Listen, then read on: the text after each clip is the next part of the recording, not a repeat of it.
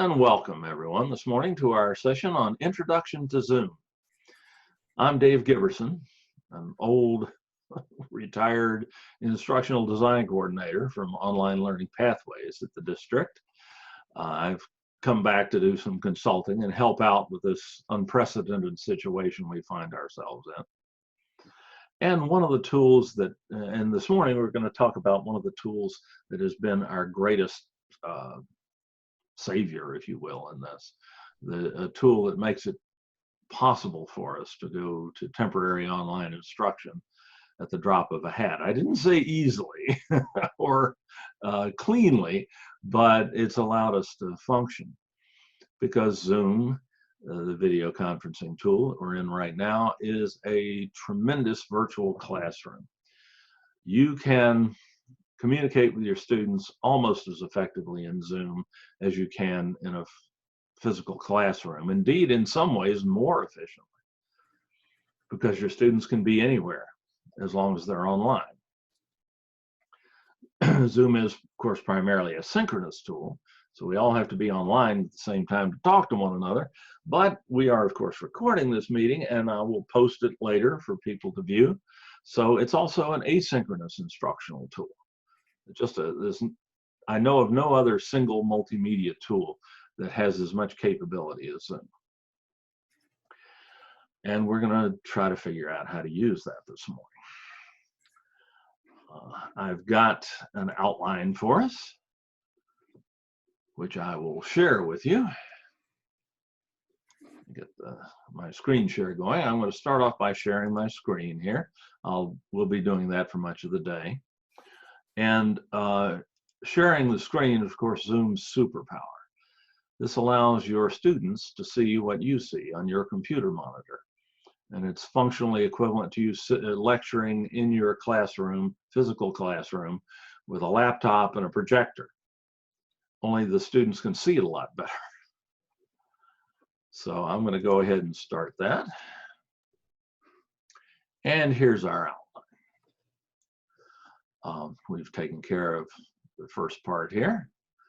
I don't think anybody has very many questions anymore about why we're using Zoom. So I'm going to skip that part. Without it, we wouldn't be able to lecture to our students who are no longer able to come to campus.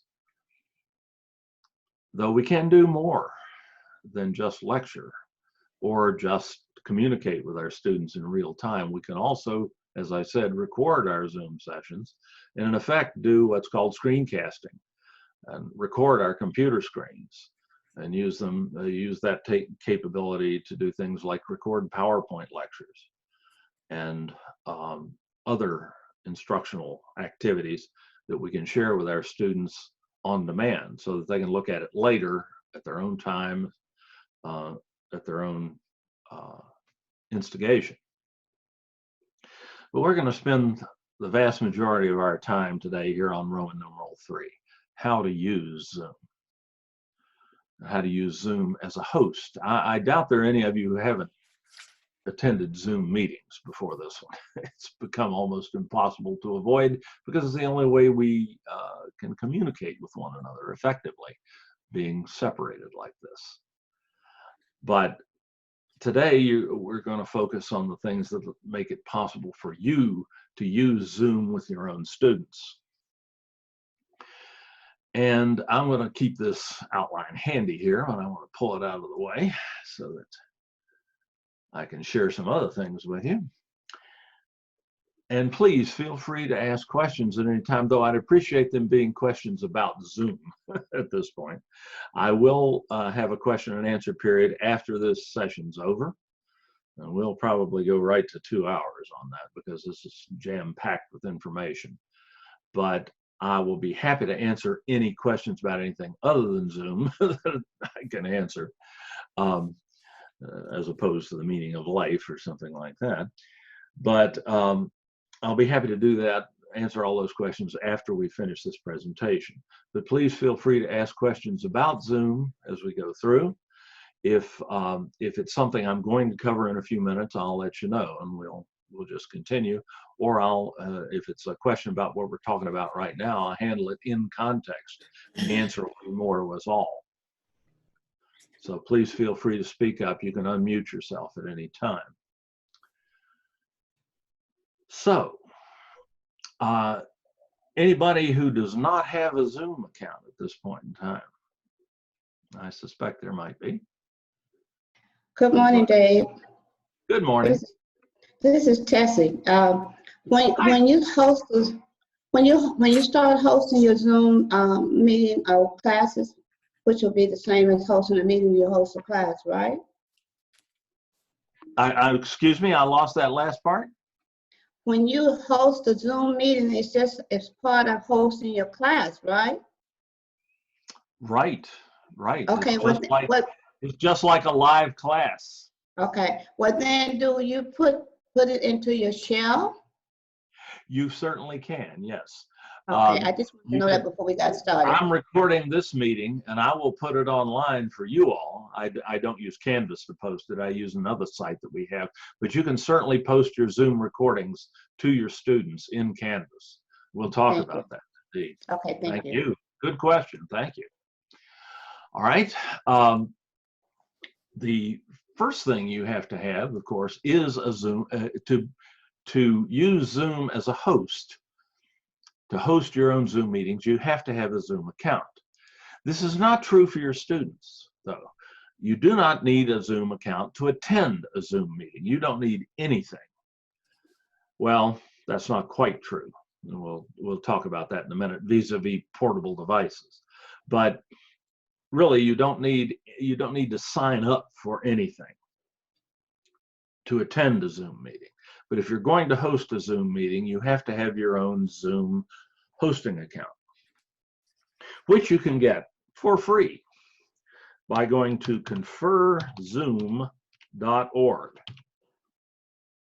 See that up here in the upper left-hand corner? Conferzoom.org is the Zoom site for CCC Confer, the California Community College's video conferencing organ. And Confer Zoom will provide you with a free Zoom Pro account. That is the standard professional Zoom account that you could buy for yourself for $15 a month, which is an amazing bargain. That's what you pay for HBO, for goodness sakes. But you don't have to pay that.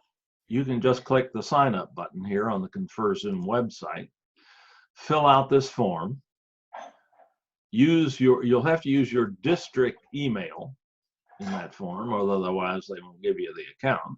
But that validates to them that you are a faculty member or a staff member at the California Community Colleges. And the rest of it's fairly straightforward. And you just, when you fill in that form, you just click sign up. They'll get back to you within some reasonable amount of time. This has become extremely popular, as you can imagine. So it has taken them some time in some cases to get your Confer Zoom account set up, but they will get back to you on that. And you will have the same level of account that I'm using right now to talk to you. So it's a fully functional professional Zoom account, no limit on meetings or sessions, no limit on the time, how much time you can spend within a session, within a meeting, and access to all of the features of the professional Zoom account, including recording to the Zoom cloud or to your local computer and things like that. So it is a fully functional Zoom account that you get from these folks. Okay, that pretty much takes care of getting your Zoom account. If you have any questions about any of this later, when you get into trying it yourself, you're always welcome to email me. I'll put my email address, district email address, in the chat tool. Remember, you can save that chat log later or now, anytime. And I'm always happy to answer questions about things like that. So let's say you're set up with Zoom. You've got your account and you're ready to go. How do you start a Zoom meeting? Well, there are a bunch of different ways to do that, and I'm going to run you through that right now, through some possibilities. One way to start a Zoom account that is totally independent of just about anything else is to, let me see.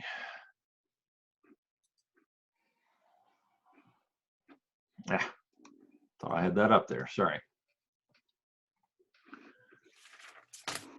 Is to go to the main Zoom website at zoom.us. That's the full URL, the full web address for Zoom. Zoom, ZOOM.us, as you see up here. And just press enter. And here's the Zoom website. Let me get my video out of the way and get this out of the way of your video. Okay, if you're not already logged, let me log out here and log back in to show you how that goes. This is what you'll see the first time you go to the Zoom website, or some reasonable facsimile thereof. The graphics change from time to time, but the basic tools do not. And the first thing you'll want to do is to sign in to your website, to the website, using the email address that you sent to confer Zoom and the password that was created when your account was created. Then you just click sign in, and you're in your meeting or your Zoom account management screens. And this is true for any kind of Zoom account, whether it's a free Zoom account, a pro Zoom account that you pay for, or a confer Zoom account that's paid for by the state chancellor and managed by the state chancellor's office. All those accounts can be managed from here. To start a Zoom meeting, there's basically two ways to do it. Either schedule a meeting or just start an instant meeting. When you schedule a new meeting, you just click on that button there. You give the meeting a name. You're going to give it a description if you like. You set the times that you want to, when the meeting starts, and give a rough guess as to the duration of the meeting, though it's not going to cut you off if you go over this time limit or go over this time. So I'll just say I don't want to get in the way of this meeting, so I'll say I'll set one for 2 p.m. today. And some other basics, but that's pretty much all you have to do. There are some meeting options down here. Normally, the default is to handle audio both by telephone or computer audio, so that people can either talk to you using a microphone in their built-in or attached to their computer, or over a telephone, a cell phone or a desk phone that they can use, a speakerphone that they can use for audio. You may or may not want to have enabled join before host enable, and that pretty much covers what you have to do to get a meeting scheduled. Then you just save the scheduled meeting and look at my meetings, and that meeting will be in the in your scheduled meeting. This meeting will start automatically, and you'll be able, actually you can jump into it anytime. You don't even have to wait for the time that you've set. So that's one way to start a meeting. Another way that I prefer is to just start the meeting when I'm ready. And for that I use my personal meeting room. We'll talk in a minute about how your students can get into this meeting, but there's certain information you have to provide to them, access information, meeting IDs, things like that, that you have to provide to your students in order for them to join you in your meeting. The nice thing about the personal meeting room is that that information for your personal meeting room never changes. And the only way that I've ever seen Zoom fail really is when the host was in one meeting room and the students were in a different one. And that has happened to a lot of people. It's happened to me.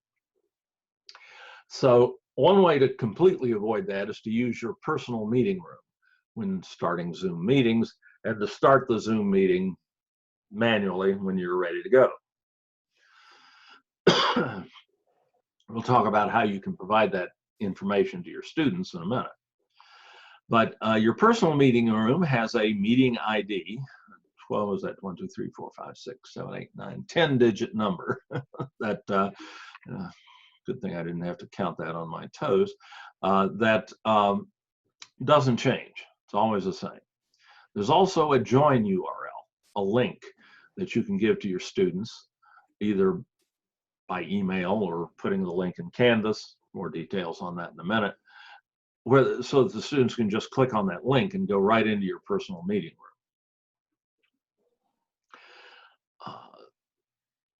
Other than that, there's not a whole lot you have to worry about here. You can start a meeting in your personal meeting room just by going to the Zoom website, going to the meetings page over here on the left, selecting your clicking on personal meeting room. And then if you're not already in a meeting, and I can't exactly show you exactly what this looks like because I'm already using my personal meeting room, that's what you're in today. But if you're not already in a meeting, this button here will say Start Meeting. Start Meeting. So you just click on that button and Zoom starts up. And you go through the same process that you went through to get into this meeting today. So you know what that looks like or you wouldn't be here.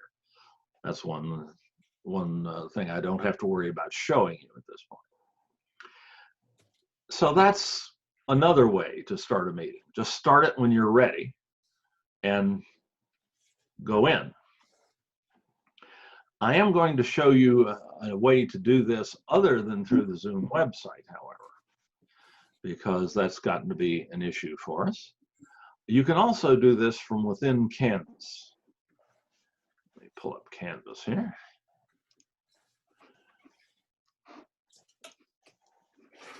And again, I don't want that overlapping your video windows there. There we go. Please let me know if at any time you can't see something or hear me or anything like that. If I'm talking about something that you can't see, let me know right away, because maybe I've messed up. And I guarantee you it'll happen to you at some point too.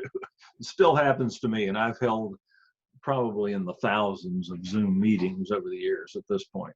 And it's easy enough to forget that you haven't done something, so don't feel bad when that happens to you. I'm just going to go into a course here, pick one at random that this account is an instructor in. And there is in your course menu in Zoom available an app called, or a link called Confer Zoom. Right there, C-O-N-F-E-R Zoom. If you click on that, once you have your Confer Zoom account, if the stars all line up right, you'll see, first off, you'll see this event calendar. To see if you're actually functional in this, you can go to Account Settings. It's a little hard to see that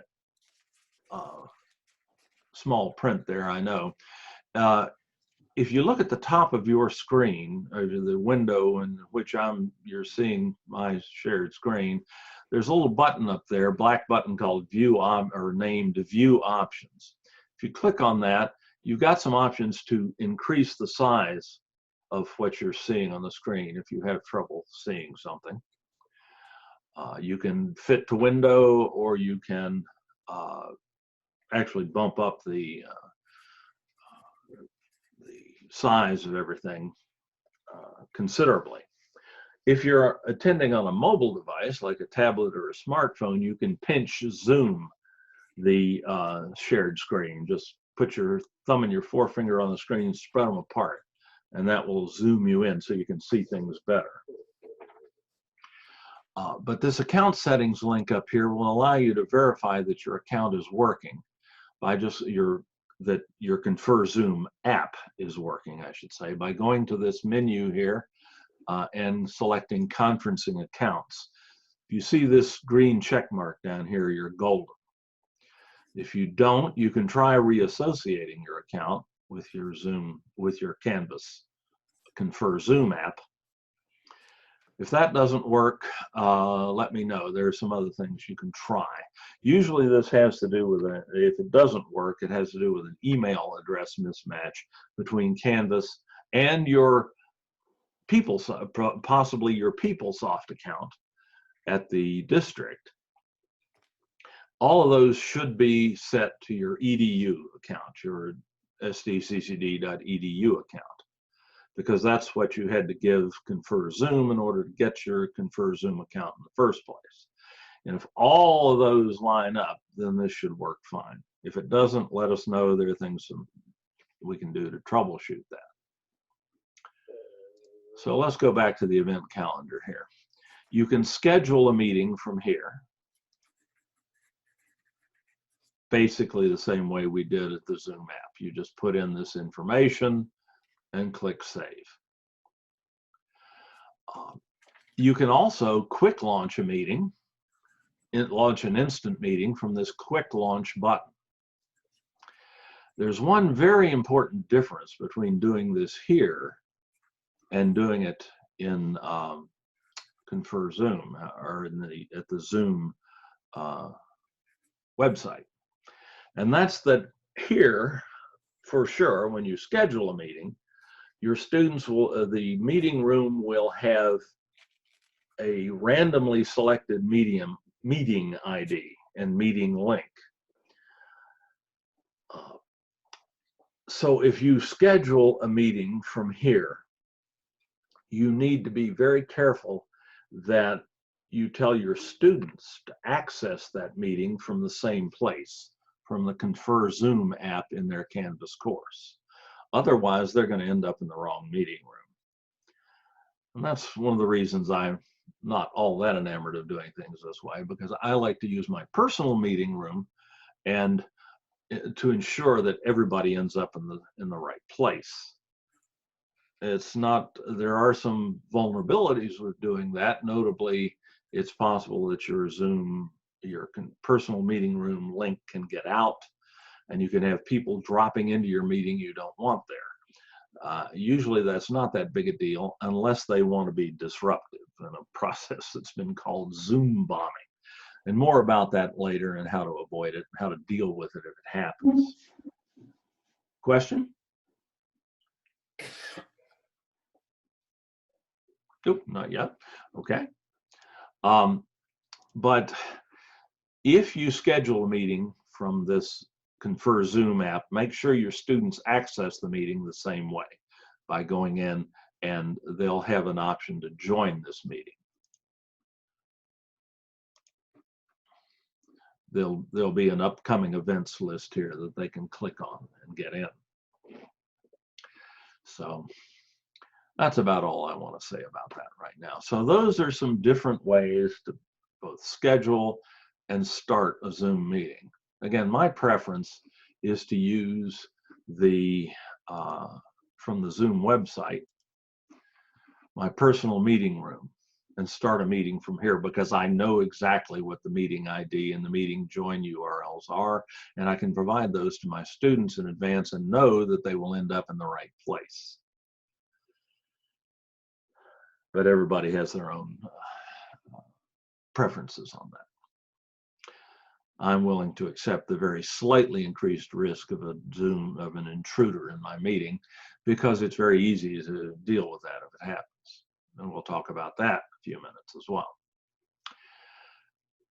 So now you've got your Zoom meeting going.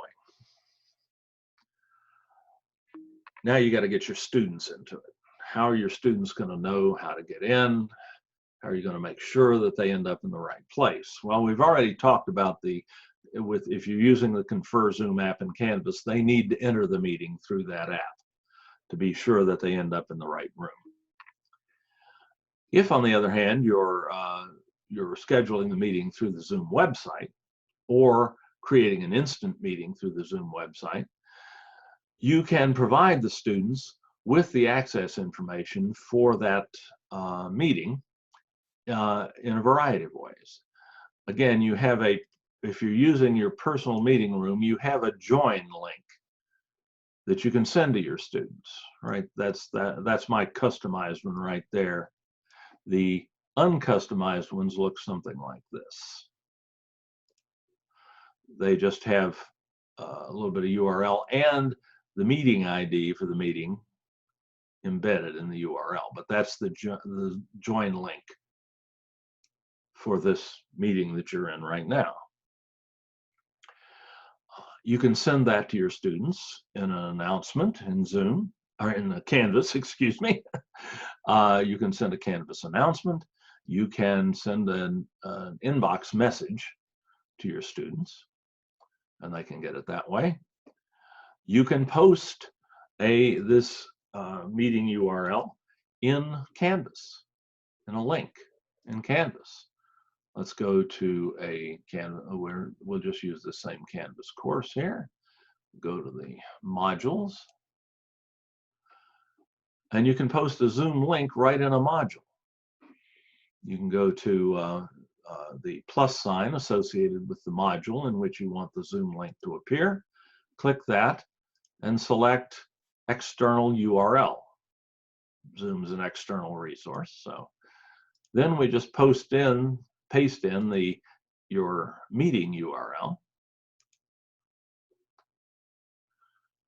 and give it a name, something for the students to read, like Zoom link. It's generally a good idea to load it in a new tab, and then click Add Item and publish it. Now your students can come in and click on this link and go straight, since that was my meeting link for my personal meeting room, they'll go right into my personal meeting room and they'll be in the right place. All I have to do is click on that link, authorize a new window to open, and bada bing, there we're starting the entry process for the Zoom meeting, the same one that you went through to get into this meeting. No big deal. Okay. That's certainly one way to do that. How would your students know when to do that? Well, you can post a Zoom meeting schedule for them. You can do that in your modules as well. You could just add a page, Canvas page, to your Canvas module. Make a new page. Call this Zoom Meetings or something like that, and click Add Item. That's an empty page. So we can go to the empty page by clicking on its name and then click Edit to edit the page. And then we can just put in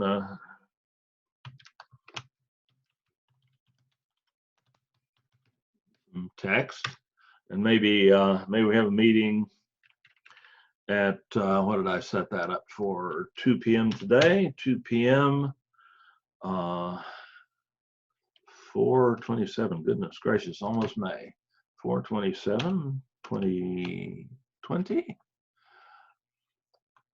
And then I could proceed to enter other Zoom meeting dates and times. I could even put my personal meeting room link in as a hyperlink here by highlighting that, clicking the link to URL button in the content editor, and pasting in my personal meeting link and inserting it. And now, again, the students, if I save this and publish it, the students could click on that link and go right into my Zoom personal meeting room. Same process as before. Or you could send them you could provide them with the schedule in any number of other ways, email, whatever. So multiple ways of doing that are always desirable. There's no such thing as being, subtlety will get you nowhere with students. So hitting them over the head with it is probably a really good idea too, if you can get to it. So that's how we can get our students into our Zoom meetings. And it's a lot easier if you use your personal meeting room and not the Confer Zoom app, in my opinion, but that is up to you. The Confer Zoom app works. If it connects with your email address, with your Canvas account and so on, it works fine.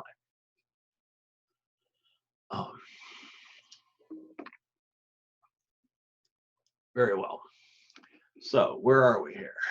We've talked about starting a meeting and getting your students into it. Now we need to look a little bit about how to run and manage a Zoom meeting. If you're the host, most of you probably, again, attended a number of Zoom meetings, so you have some idea of how this goes, but you may not have hosted your own Zoom meetings. Question. Good. Yeah. I'm presuming, this is all new to me, but I'm presuming that the students have to have the Zoom app on whatever device you're using to get this information? Good question. If they're using a computer, a desktop or a laptop, they don't have to load anything in advance. It's automatically loaded when they click on a link to go into your meeting, or when they go to the Zoom website and enter their meeting ID, whatever, or enter your meeting ID, I should say. They don't have to have anything preloaded on a computer. If, on the other hand, they're using a smartphone or a tablet, like an iPad, there's a free Zoom app that they have to load. That is available for both Android and iOS, that you can get it from the usual app stores. And they don't have to have a Zoom account. They don't have to sign into anything, but they do have to have that Zoom app on their phone before they join, phone or tablet before they join, but not on a computer. Got it. Okay, question. Thank you. Good. Question. Yes. I do it, I just invite them through Canvas because I didn't know about any of this. You can use that Confer Zoom app, or just send them an invitation, right? Yeah. Through the Canvas inbox tool. Yes. Mm-hmm. Yeah, that works. That works like a Okay. charm. It never hurts, as I said, to invite them more than one, or make it possible for them to get in more than one way, or get the information to them in more than one way. Right. Because, like I said, subtlety will, as you well know, subtlety will get you nowhere. So you can't over communicate when you're teaching remotely. No such thing. Or as we used to say in an online class, the three most important things are communication, communication, and communication. Great question. Please jump in with things like that as we're going along. All right.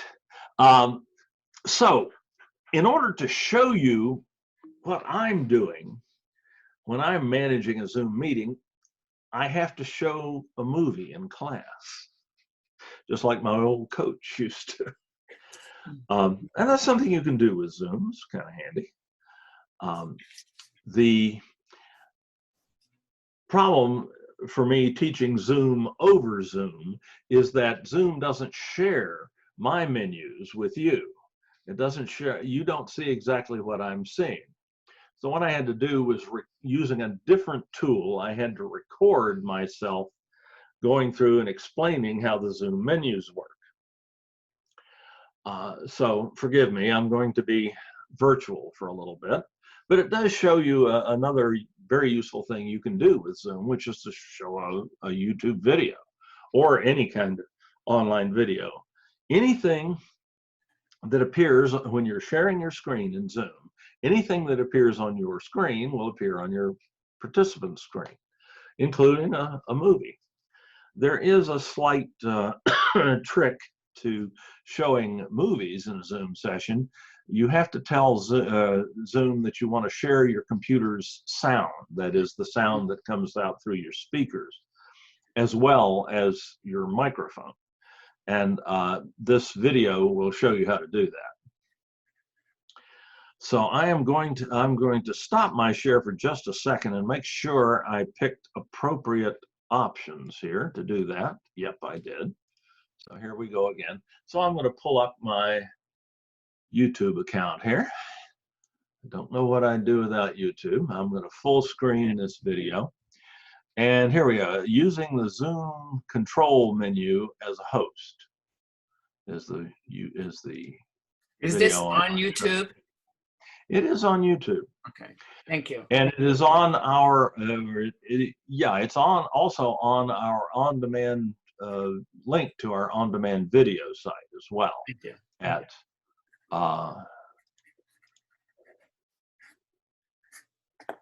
come on, SDCCDOLVID, San Diego Community College District onlinevideo.org, SDCCDOLVID.org. And that video is also linked to this site, but I'm just going to play it from YouTube here. Thank you. You bet. And I'm going to full screen it using the Zoom control menu. Pause it for a second there. Okay, and the CCD, now, excuse me, did you Yes. do the CCD or they did it? Did I do, The I made CCD, this video. I mean the CC, the closed caption. Oh, the closed captioning. No, these are automatic captions from YouTube. And I'll turn those on so that you can, see, in case your sound is gets a little funky, you'll be able to see the captions. Also, it's going to show you how good YouTube automatic captioning is. These are unedited YouTube captions. Good question. And let's see, I think we're ready to go. Get that out of the way. And I'll be here if you have questions.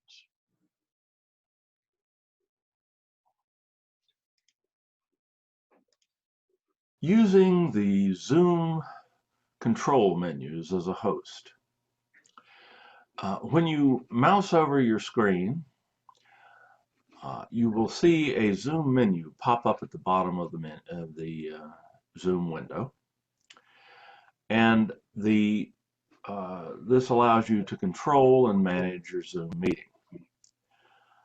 These icons, some of them are also available to attendees, but there are those that are available only to the host, and some of the ones that are available to both have additional functionality for the host. So let's first start with the mute unmute button down here in the lower left hand corner of the Zoom menu. On a computer, you can bring very similar menus up on mobile devices as well by tapping the screen.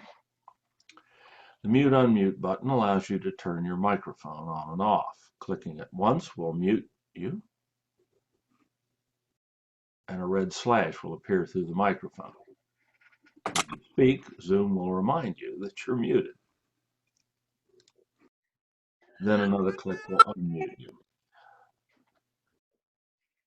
Next to the microphone icon is a menu option, an up caret, that will allow you to select among multiple microphones or multiple sets of output devices. Also allow you to test your speaker and microphone. Yes, I do. I do. I do. I do. I do. So this will allow you to ensure that your speakers and microphone are working immediately upon entering a meeting. You can also do this before you enter the meeting. The stop video button, the little stylized camera, will allow you to turn your webcam on and off.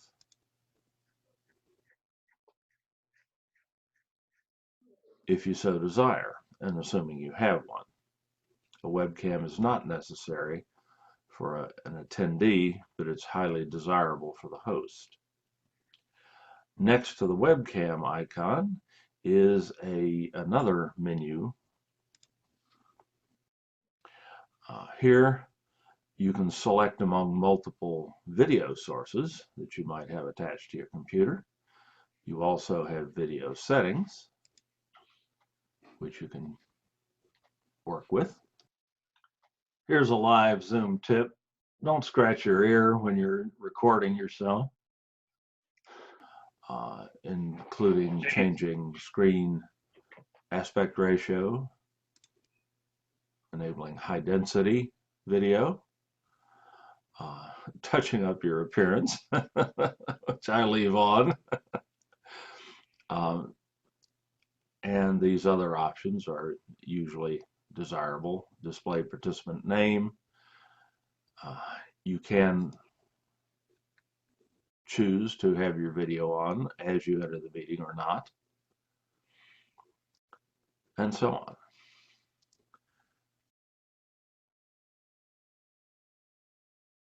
And displaying up to 49 participants per screen in gallery view is probably a good idea.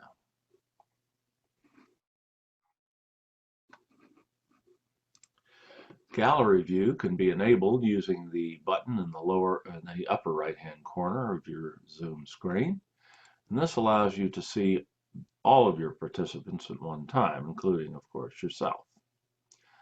Here you get 2 of me, but you can display up to 49 video windows on this screen. Or you can stay in speaker view, and the person who is speaking is seen by everyone in that event. This new security icon here, available only to the host, allows you to quickly turn on and off participant screen sharing, chat, and their ability to rename themselves and affect the caption under their video window. These can all be used maliciously by Zoom bombers, so you may from time to time need to turn them off very quickly. You can also enable your waiting room here, which requires you to specifically admit attendees before they can join the meeting, or you can lock the meeting to ensure that no one else can join. You can also very quickly remove a participant using this menu if that participant is disrupting the meeting. That's done through the Manage Participants tool. This is just a shortcut to it. The Manage Participants tool will show you a list of everyone who's in the meeting, including their screen names that they've chosen. It will tell you who's talking by looking at the little microphone icons here. You can see that I'm the one speaking here, right there. By mousing over the detail line for each attendee, you can mute or unmute that person. You can also stop their video, make them the host or a co-host, rename them, put them back into the waiting room, or remove them entirely from the meeting. If you do this, they won't be able to get back in, and this is particularly important in case this person is being disruptive. You can also very quickly mute everyone in the meeting except yourself. And when you use that option, you have the option to prevent attendees from unmuting themselves, so you can gain complete control of the audio in the meeting very quickly this way. You can also, once you've muted everyone and dealt with any issues, you can unmute everyone, which basically just sends everyone a message saying they can unmute themselves.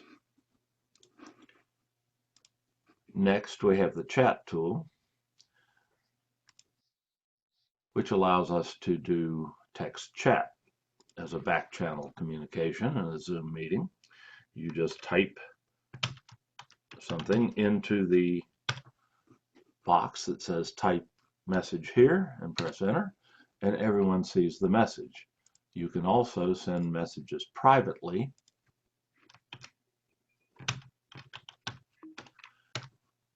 to individual attendees.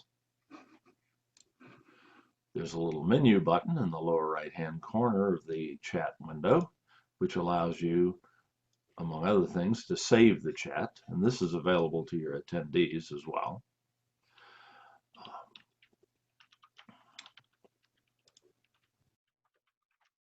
The chat tool is extremely useful as a back channel.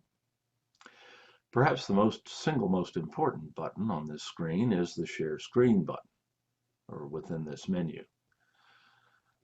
This allows you to share whatever appears on your computer screen with your attendees. It's Zoom's single most powerful feature and is very simple to use. You can click that button and a selection window pops up that allows you to decide what you want to share. I urge you to take the default, which is to share the entire desktop of your primary monitor if you have multiple monitors, as I do here. This allows you to be certain that whatever you see on your computer screen will be visible to your students. Sharing individual windows or applications can be more problematic. There's also a shared whiteboard that you can share with your attendees, and which can be useful when you need to share information graphically. But we'll share our primary desktop here. If you're going to be playing video, or if you need the sounds produced by your computer speaker to be sent to your students for any other reason, you'll check this option to share computer sound. And then click the share button in the lower right-hand corner of the window. And now whatever is on your computer screen is being sent to all of your attendees.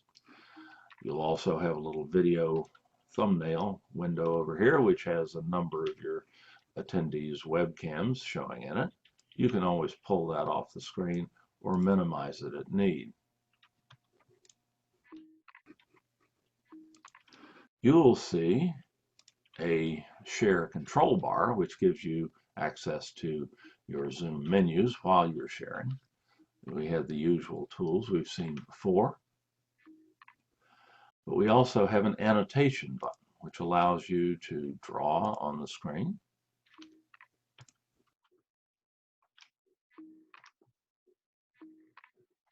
Or type text.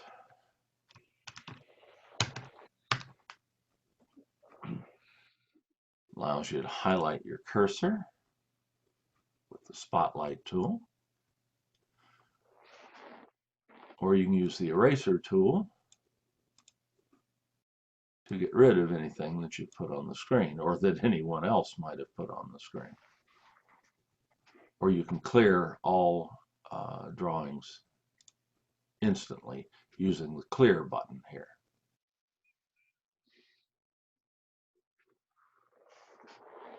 You have an additional control menu here under More, which you get just by mousing over that. You can bring up the chat tool from here. You can record. We'll talk more about that in a moment. You can disable participants' annotation if a participant begins to use the annotation tool at an inappropriate time. Or you can simply show the names of the annotators and figure out who's doing it.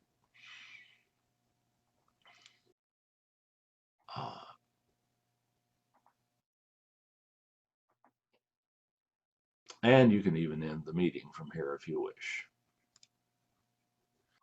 When you're done with the share, just click the Stop Share button and you'll go back to normal face-to-face video operation. Next to the Share Screen button is a Sharing Menu option. You can determine how many people can share at a time. Actually, multiple people can share their screens at a time and switch between them, but normally you want to leave this checked instead of saying multiple participants can share. Under Advanced Sharing option, you have the same two options there, but you can determine who can share their screen, either only you or everyone. It's often useful to have participants share their screen, so it's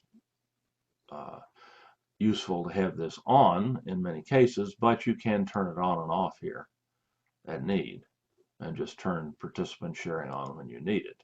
You can also do that under the security option here.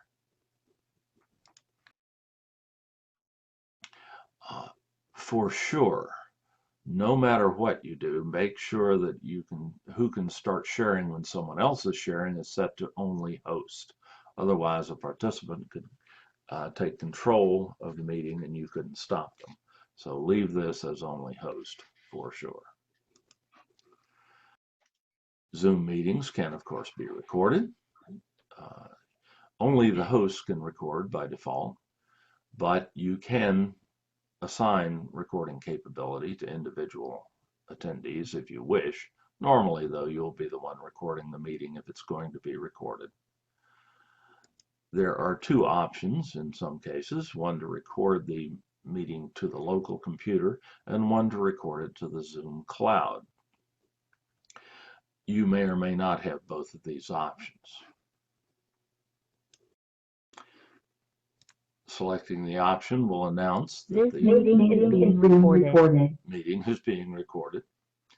You can pause the recording at any time The recording has stopped. and then This restart it. meeting is being recorded. Or when you're done, you can simply stop the recording. The recording has stopped. You can assign someone to do closed captioning if you have a live captioner. That's an unusual circumstance. You can activate Zoom breakout rooms, which is an advanced feature we'll cover in another video. Participants can provide positive reactions to your presentation. At least there's not a down thumb there. And under More here, you have the option to stream a Zoom meeting live on Facebook or YouTube and provide it to a much wider audience than you might otherwise reach. And that pretty much covers the use of the Zoom host menus.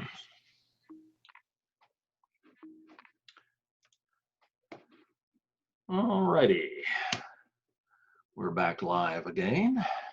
By the way, there is a way to prevent YouTube from doing this sort of thing, popping up those suggested videos at the end of the session. We can talk about that if we have time today. I do have a tutorial on our on-demand website that shows how to do that. Okay, let's get that out of the way and let's see where we are. Question. Yes, go for it, please. Okay. If I'm playing a YouTube video in my meeting, can I Right. speak over it at the same time? to Yeah, the you students? heard me doing that. You can. Okay, I have a question. Good. One of the things you said, I mean, in your videos, talked about the share screen. And if Right. I'm right, I think it said you can default so that way you show everything that's already on your screen. Right. So you don't have to go from share screen back to share screen back to share screen. Right. You don't have to. That's my recommendation. All right. You can No, I didn't. share. You can share individual windows if you like. I But didn't it's know much- that. Yeah, I knew there had to be a way to do it, but I wasn't sure. And when you let me see if I can. I have a screenshot somewhere of that screen that you get right after you hit the share button. Let me Mhm. see if I can find that here, and I'll show you. There it is. Got that in my screenshot editor here. When you hit the share button, this Okay. is the window that pops up, Right. and automatically highlighted will be the option to share your entire desktop. I've got 3 desktops on this computer, so this is a little more confusing. Normally, you'll just have one, unless you have multiple monitors. But this is the default. So instead of picking something down here, and I know that cursor is a little hard to see there because of No, I the can see it. I can see it. Okay, in the upper left-hand corner, that's Right. highlighted in blue is what you want. That's your desktop. And then you just click share down in the lower right-hand corner. And then anything that shows on your screen, your students will see. So you don't have to worry about, well, did I share that window? Can they Yeah. see that? If I bring up something new, can they see it? If you Okay. share your desktop, yes. And Okay, I got it. that lowers your cognitive load. You got enough to think about anyway, and Amen. to start with. Well, what And, happened was, sir, I had already had things set up, but I had to keep going back and share. Right. But Pain. I appreciate, yeah, that was a good one. All righty. Excellent. Let me get that out of there. By the way, it is nice to have multiple monitors if you Yes, I agree. do a lot of Zooming. And you can hook a monitor to a laptop, almost any laptop, a second monitor to almost any laptop. And most desktop computers have that capability as well. Just requires, of course, buying another monitor, but you can get those quite inexpensively, relatively anyway, these days. Okay. Good. So let's see. Got that in the way there. Here we go.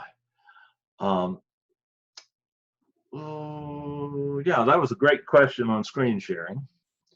I trust you noted, if you're playing movies like I just did, I trust you noted that option in the lower left-hand corner of that screen share menu. Let me show that again. Down here that says share computer sound. If you're planning on playing a video, be sure that's checked, otherwise your students won't be able to hear it. Thank you. Yeah. Good.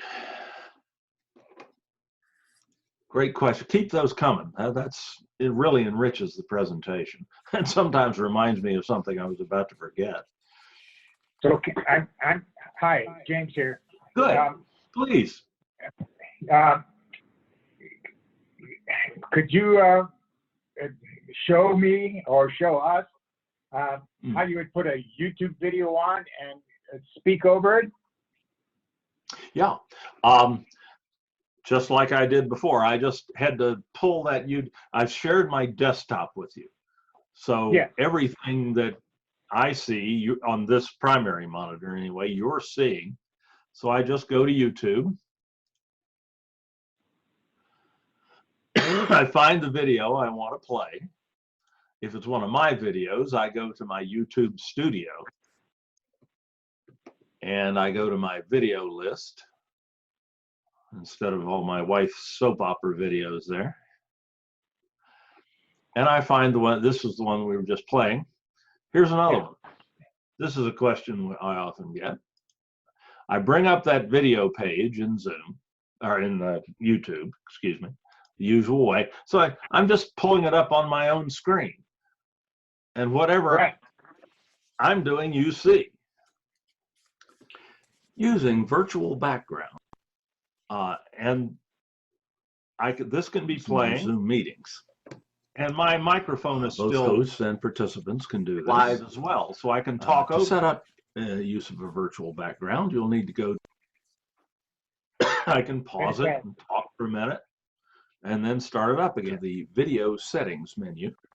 And if we have a chance at the end, I'll play this video for you that shows you how to do this virtual background stuff, which is not necessarily, not usually terribly instructive, but is a heck of a lot of fun.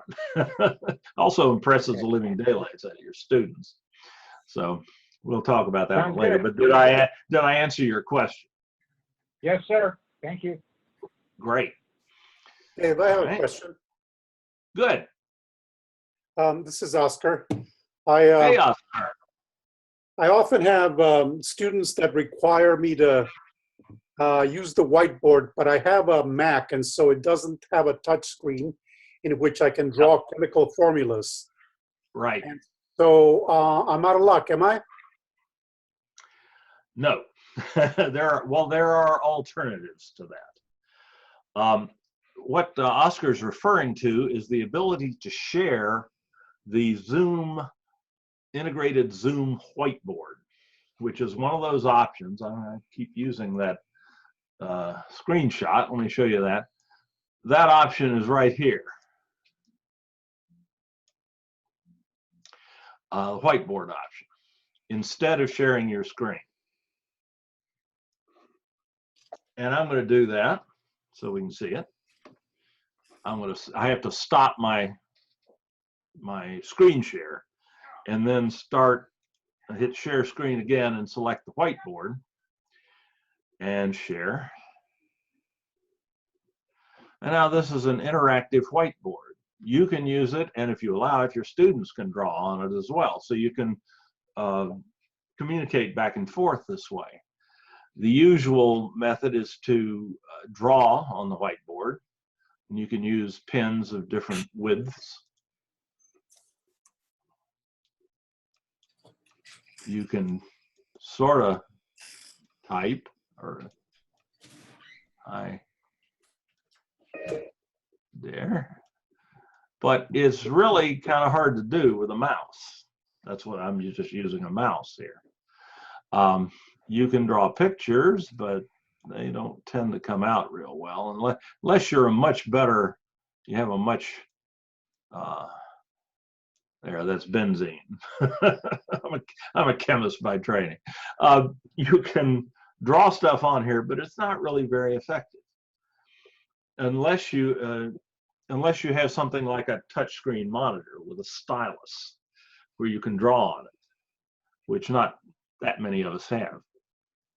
You can buy what are called graphics tablets for $100 to several $1,000s, depending on how much money you want to spend, where you can draw a little better, but even that is a bit of a difficult skill, because you're looking at the screen and you're drawing over here on the side with your hand, and that's a lot harder to do than it sounds, having tried it a few times myself. So I don't like this whiteboard worth a darn. And there is an alternative to this whiteboard, which I guess I might as well cover right now since we're talking about it. I had it a little later in the outline, but this will work fine. We can insert it here. So I just don't, I'm not a big fan of this whiteboard, though I know people who use it effectively and who have mastered the art of drawing with a graphics tablet. But that's another $100 or so, at least, to get a decent graphics tablet.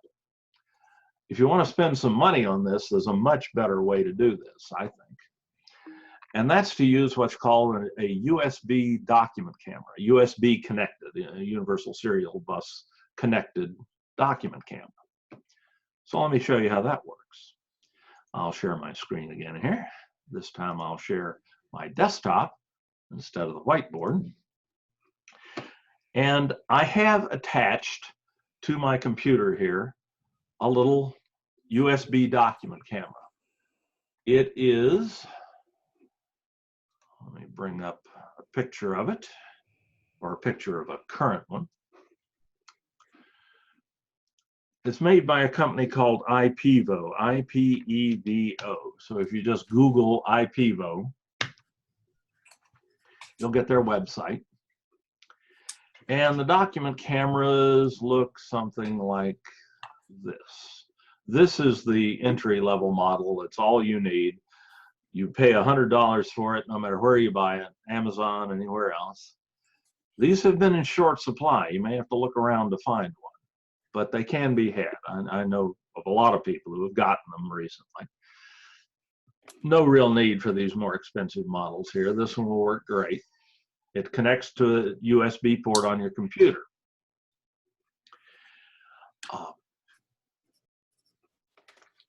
Excuse me. It comes, or you can download, using the directions that come with the camera, you can download a piece of software that works with the camera called the IPEVO Visualizer.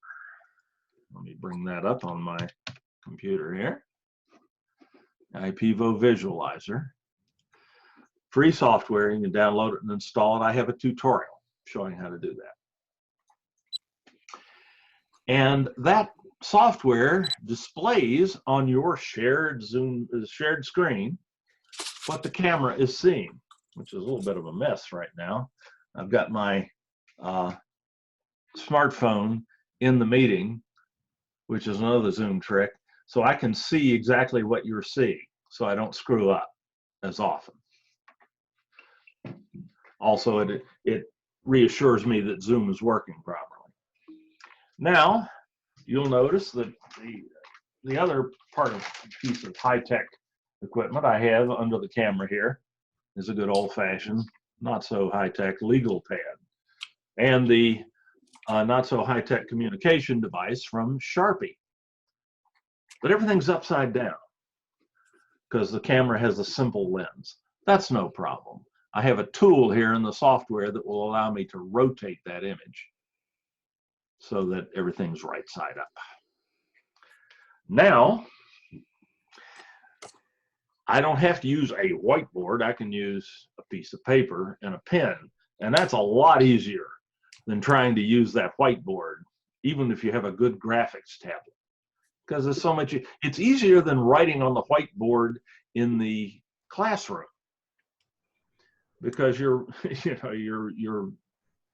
writing more naturally as you normally would.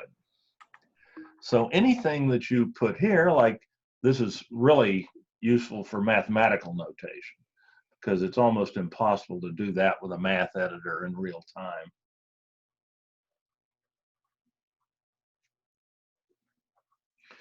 And you can solve a mathematical equation.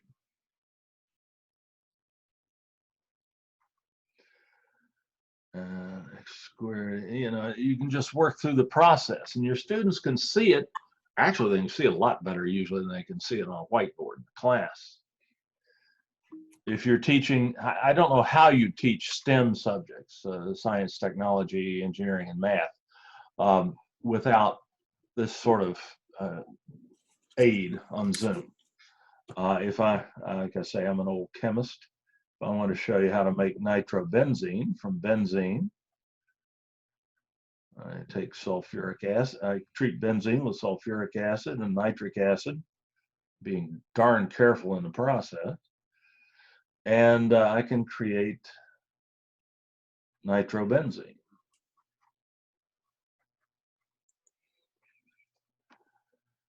And so you can do what you do on the whiteboard in class. This fills in an incredible hole in your ability to lecture in Zoom. As I say, I don't know how you do it without this effectively, especially in STEM subjects where you have to draw diagrams and formulas and mathematical notation and so on the screen. So this just works. I can make this bigger for you at need, so it's even easier to see. I can just expand the window. It's very effective technique. And this document camera costs about what an entry-level graphics tablet would cost to use with the shared whiteboard, with the Zoom whiteboard. So this to me is a lot better. And I can show all sorts of stuff here. I can put three-dimensional objects on there and show you. And indeed, that's I'm going to show you in a minute how to get into a Zoom meeting on your mobile device using this. I could put my phone or my iPad under this and show people how to use, and I often use that in live meetings and often made video recordings of this sort of thing. So this to me is the way to go. And it does involve spending a little bit of money, but it's extremely effective. I don't know if how available these things are right now on Amazon, but you can check. And Best Buy and places like that sell them as well. Sir, just Google. Yes. Mm-hmm. This is Walker. I just ordered one, and the total came out to be $77. I can give you. Oh, where'd you get it? Amazon.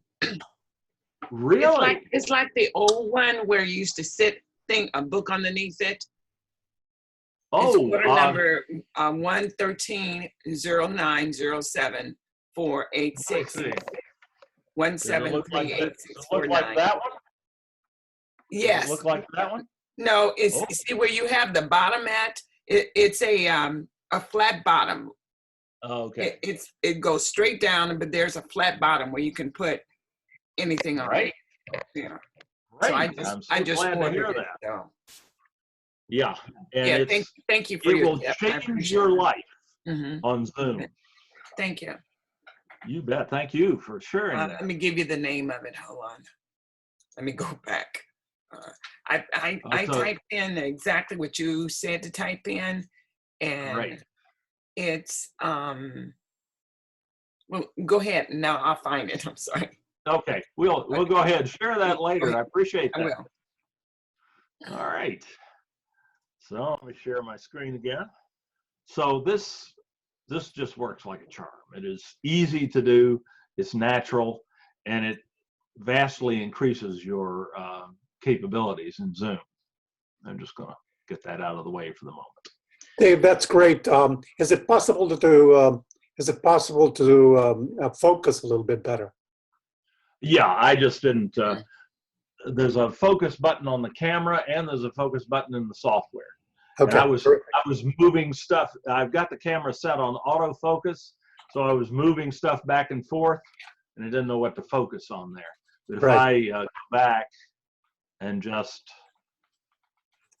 hit the focus button, it'll refocus everything. Great. Mm-hmm. Good question. Thank you. Dave, Yes. this is Carol Cook. I finally got in. I need to know, I missed some of the first part, but I need to know how to insert my photo into my YouTube video that I have to put into my Canvas. And that's one step I'm missing. And I don't know, somehow I missed that. Insert photos into YouTube. You're talking about inserting photos into Canvas pages, or inserting a YouTube video? My photo into my profile on YouTube, because all it has is a little shadow, you know. Oh, the little silhouette.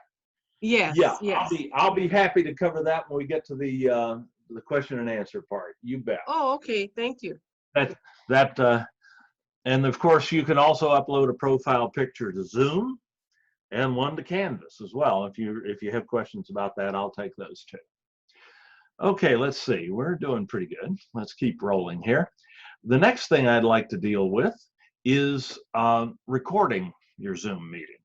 That's a really important thing to be able to do, because let's face it, not all of your students will be able to attend the meeting or will choose to in real time. So it's exceptionally handy to be able to record the meeting, which I'm doing right now. And that little movie I showed you talked a little bit about. I started that recording when we began today. And it's wonderful to be able to take that recording and share it with your students so they can view it later at a time convenient to them, or they can view it again. Even if they've attended the meeting, they can go back and they can fast forward through the meeting and go over something that they just didn't get the first time. Because let's face it, most of us don't get it all the first time. I don't know that I've ever managed that myself.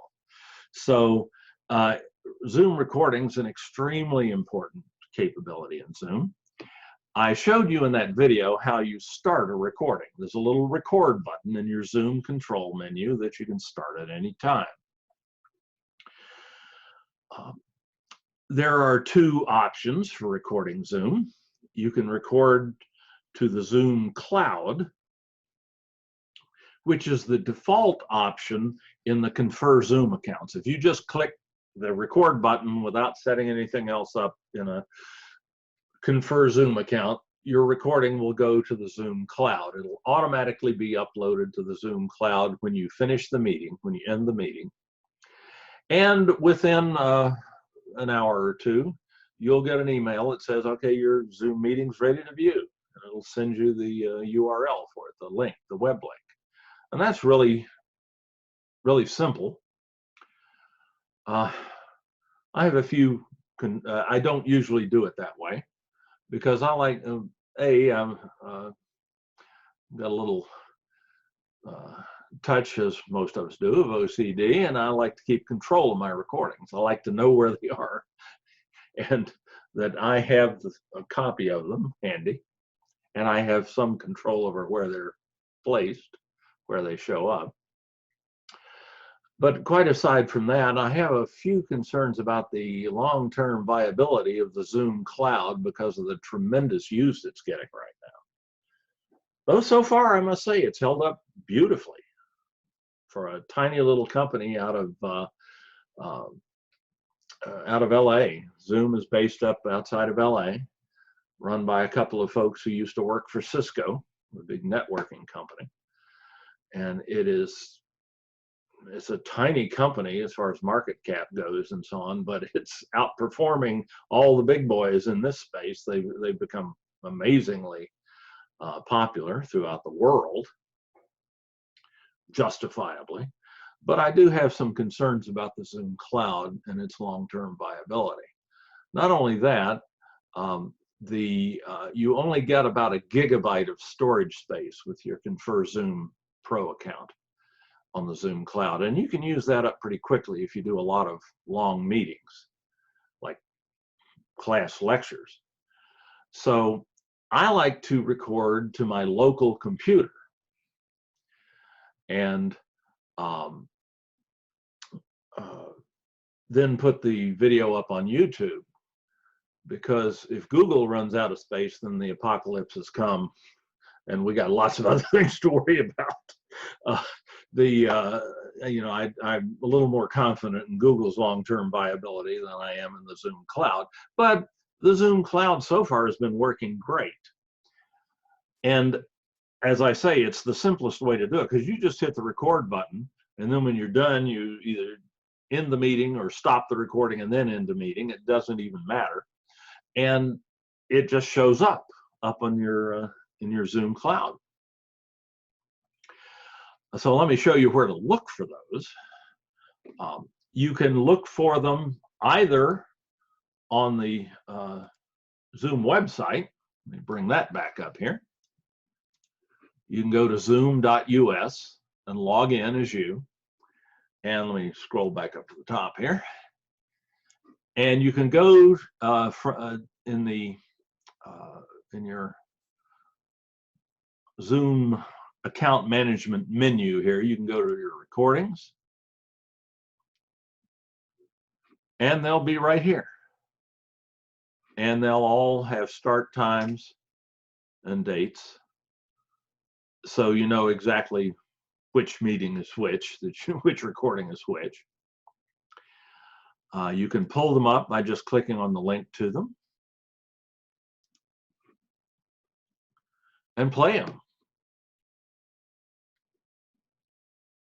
Screencasting using Zoom and the Zoom cloud. That's actually an instructional video I made this way as an example to someone. But your Zoom meeting recordings will look just the same. This was made with Zoom, obviously. You get nice closed captions, just like you do on. You can use Zoom as a screencasting tool by starting a meeting with no one in it, and the quality is quite comparable to what you get with YouTube. In other words, excellent. You also get a transcript over here. You can get this with YouTube as well.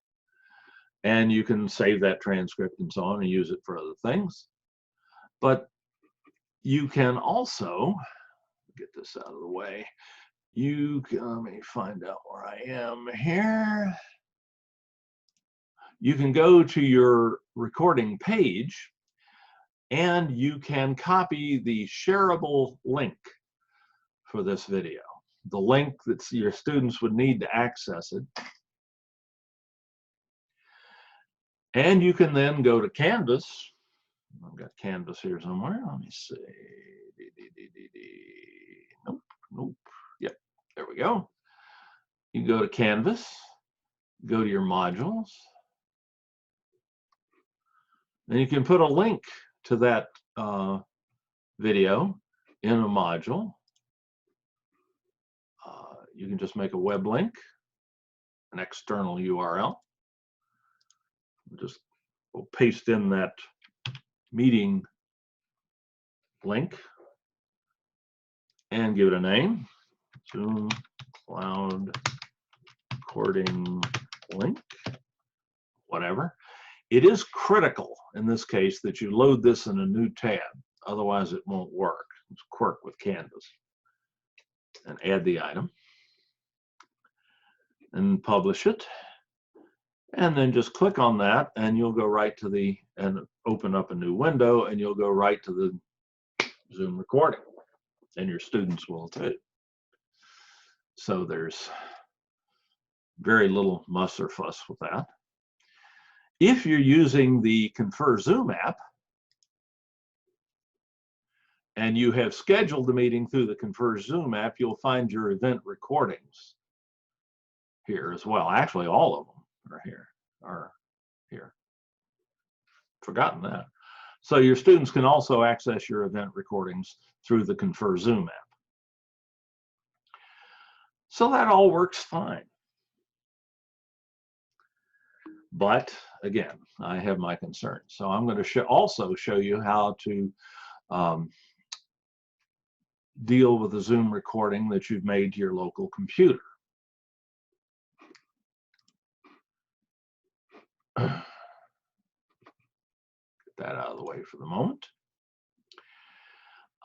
The process of making the recording to the local computer is just as easy as the one to the Zoom cloud. You do have to, in your Zoom settings,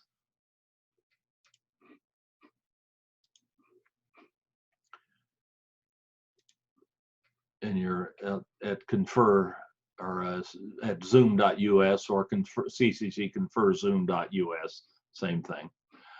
In your settings, if you want to do local recording, you may have to go to the recording settings here under settings and allow local recording. You have to turn this setting on. Blue is on, in order to have the option to record to your local computer, if you don't see that option. Okay, so if I select that option, and you saw how to do that in the video, you just click on the record button and it gives you the two options. When you end your meeting, Zoom will render the video, which has been stored temporarily in a space on your local hard drive, will render that video, convert it to a form that can be streamed.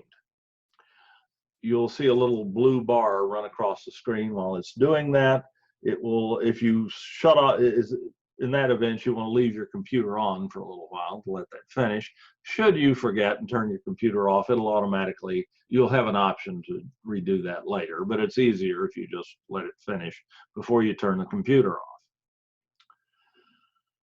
When Zoom is done with that recording, it will automatically save it to your local hard drive in your default documents folder in a subfolder labeled Zoom, which it creates automatically. And this is what that folder can look like when you've been using your computer for record Zoom meetings for years. Hopefully yours won't be that bad right now. Each of these subfolders here contains a Zoom recording or some information about a Zoom meeting I've held. Here's the one for today that started at 4:27 at just after 10 a.m. I can tell that's the one because it's dated and timed. Here's one I did a few days ago. If I open that one up, this is what the interior of that folder looks like. And the Zoom recording that you want is this one, Zoom_0. That's always the name of the Zoom recording. So that was a meeting recording. It's pretty good sized MP4 file. You can see you can run out of room on the Zoom cloud pretty quickly. That alone is about half of what the space you have in the Zoom cloud. So, yeah, that's 575 megabytes, yeah, which is about half a gigabyte, a little more. So I can always put this up on YouTube. To show you how to do that, let me bring up YouTube here. Where did I put that? There we go. Here's my YouTube account. Let me go to YouTube, the opening page on YouTube itself, and start you from scratch. You just bring up YouTube at youtube.com. And let me log out of this so you see what it looks like initially. All right, this is what a YouTube would look like coming in cold. You're going to be asked, if you want to use YouTube for anything other than just watching YouTube videos, you have to sign in. Sign in with what? Well, sign in with your Google account. Google owns YouTube. If you have a Google account already, you already have a YouTube account. If you use Gmail, you have a Google account. You also have a YouTube account, even though you've never used it, maybe. If you use Google Docs, Google Drive, any of those Google services that require a login, you already have one Google account. Works for every Google product, every Google resource. Should you not have such an account, you can web to accounts, plural, .google.com, accounts.google.com, press enter, and it knows who I am. But if you do not have a Google account, it will prompt you to create one. It's totally free. All you need is a cell phone number that they can text a verification message to, and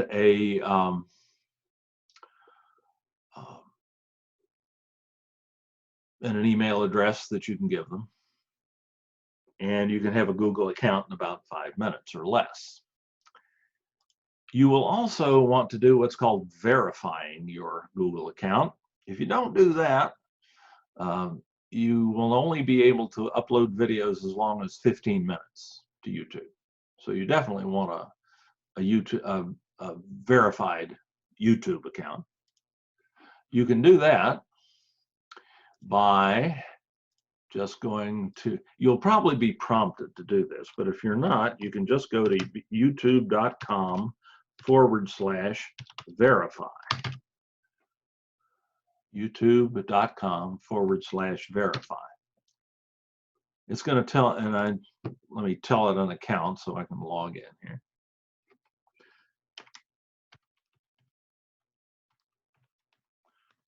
Don't often log out. I had to think about that for a second. And it tells me my YouTube account's already verified. If yours is not, it will send you a code to your smartphone, and you repeat that code to them, and then it's verified. They know you're not a robot.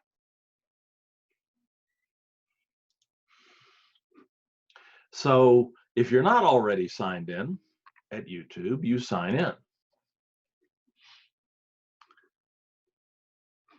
And he said, sign in.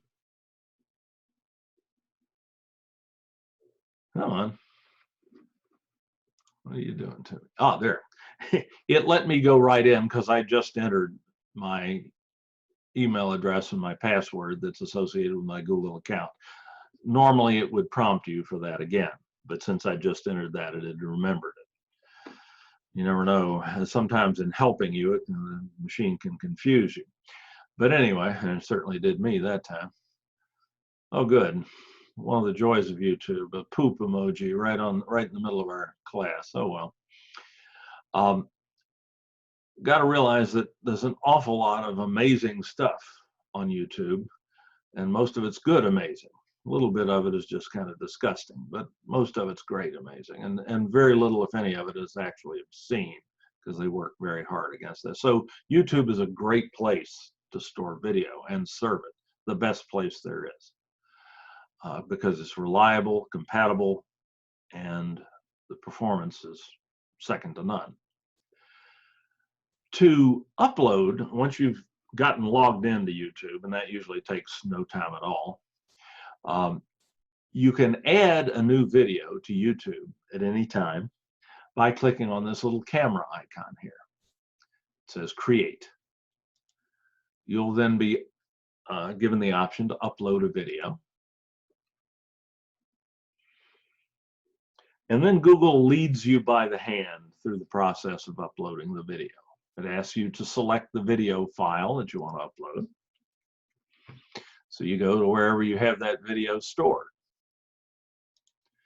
Let's see if I can find one here that I haven't already uploaded, because it gets irritated with you if you try to upload something twice. Not seriously, it just says, you already uploaded that. I'm not going to do that again.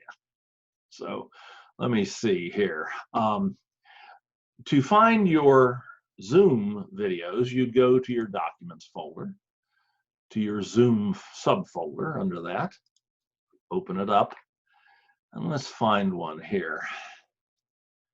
Did I upload this one from the other day? I believe, yeah, I sure did. And this one's not ready yet, so I need to find a video somewhere. Well, what I'm going to do is open up the folder and select this Zoom_0 file at the bottom of the list and click Open, and the process is going to start.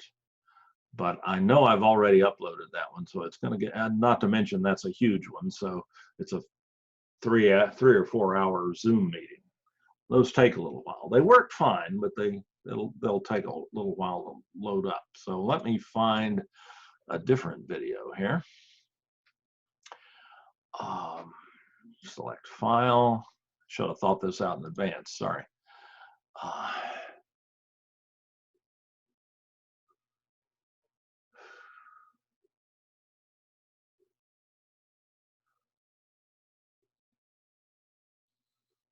Let me try this one.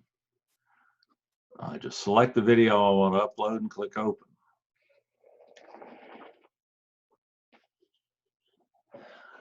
Zoom then asks you for two things on this first details page. A name for the video. I'm going to call that unknown video since I'm not sure what it is. You can optionally enter a description if you like. You will have to tell Zoom that it's not made for kids. That's a legal requirement. Or tell YouTube that the video is not made for kids, because they've gotten into some legal trouble over that. So you may have to click that. It's already set on mine, because mine, and by kids they mean somebody under 13. So that's not likely to refer to one of your instructional videos. If you say yes, you got another bunch of hurdles to jump through or over. So once you give it a name and say it's not made for kids, you hit Next. This video elements page, just ignore it. Just hit Next. You do have to select the visibility for the video, which will almost always either be public or unlisted. Public, if it's something that doesn't contain confidential information and might be of use to random people out on the web, by all means make it public. It can then be searched for and found and used by people all over the world. And people will appreciate that. If it contains any sort of confidential information, like student names, for instance, in a class, you don't want to upload a meeting with students in it and make it public. You want it to be unlisted. If you make it unlisted, people can view it, but the only way they can view it is if you give them the link to it. If you give them the address, the web address, the share URL, YouTube calls it, for that video, which is right over here. That's what that's going to be for this video.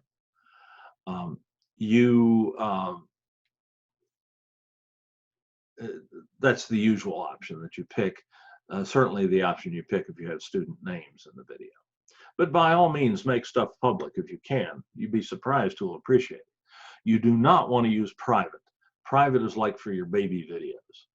And there you have to specify the exact people who can view it and put in their Google account email and they have to be logged into Google in order to view the video and all that. It's not appropriate for instructional videos. So it's gonna, most of the time you're gonna pick unlisted. If it's something of general interest, you might pick public if you're comfortable with that. So you make that choice and you click save. And you're done. Video's uploading. This one was long enough that it hasn't quite finished yet. If I close this window, you can close that at any time, the process will continue. The video is going to appear at the top of your video list in YouTube. And this pops up automatically when you upload a video. You don't have to navigate to it. And here's a couple of videos I uploaded earlier today. We'll just focus on those and we won't wait on this to finish.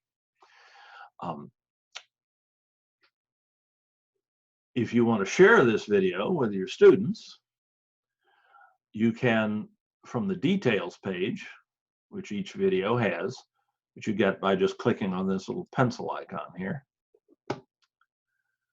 Here's the share URL, the link to that video. You can just copy that to the clipboard. You can email that to your students, or you can put that into a link in Canvas, which is more likely.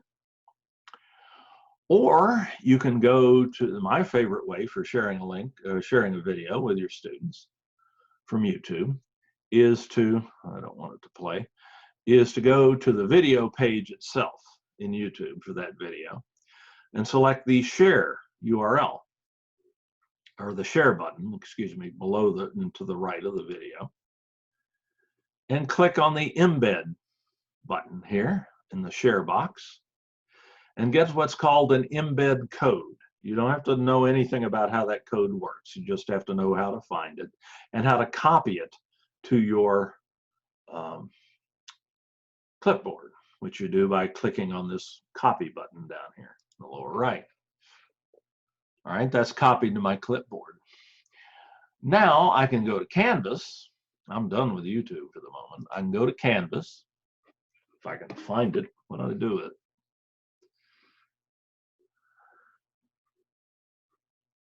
It's here somewhere. There it is. I can go to Canvas, to my course. And the usual way to share a video with your students in Canvas is to create a Canvas page. It's not the only way, but it's the best way. Create a Canvas page within the module where you want the link to the video to appear. Click the plus sign to add something or add an item to the module. Then select new page or page and then new page. We'll call this a YouTube video. You can call it anything you want. That's would tell your students what it's about.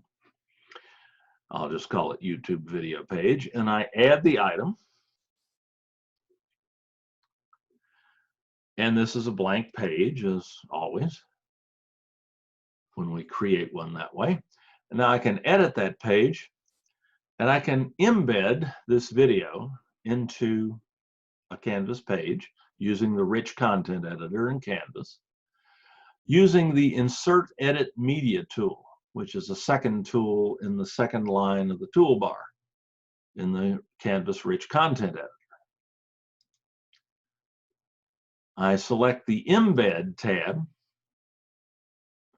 and I paste that embed code into the embed box. There's that same code I got from YouTube, and I click OK. I don't have to know anything about how that code works. And there it is. There's a nice, basically a fancy link to this video, but it's very inviting. It draws you in. If I save and publish that page, I now have a link to that in my module where I created it. Right there it is. I published it, so a student can click on that link and then play the video right from here. Using virtual backgrounds in your Zoom meetings. They can full screen it. Both hosts and participants can do this. To set up, they can go to YouTube and play it, whatever. They have lots of options. And I can get rid of the poop emoji too. Something, I'll answer a question about that if you're interested when we get into the question and answer period. So that's the best way to share YouTube videos with your students in Canvas. And you just put your Zoom recording that you uploaded to YouTube, you just embed that into a YouTube page or into a Canvas page and share it with your students that way. It's a lot more engaging than just picking the video out of a list in the Confer Zoom app, but that will work too. So that's how you record to your local computer, upload the video, the recording of your Zoom session to YouTube, and then share that with your students in Canvas. It's just a much more engaging way of doing it. But the Zoom Cloud method works fine too. So you've got two good options. Let's see how we're doing here.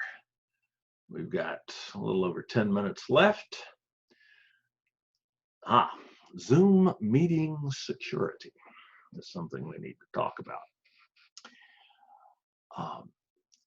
We do have a recording on this, but I'm going to just take you through it, give you some general advice or some information live. I can stop my screen share probably because I can't share this with you.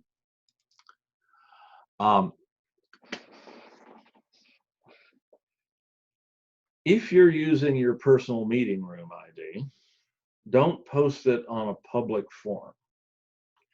If you're using that personal meeting link that I showed you how to get earlier, don't post it on a public forum like Twitter or Facebook or something like that, because you're liable to get attendees into your meeting you didn't want, and they can be disruptive.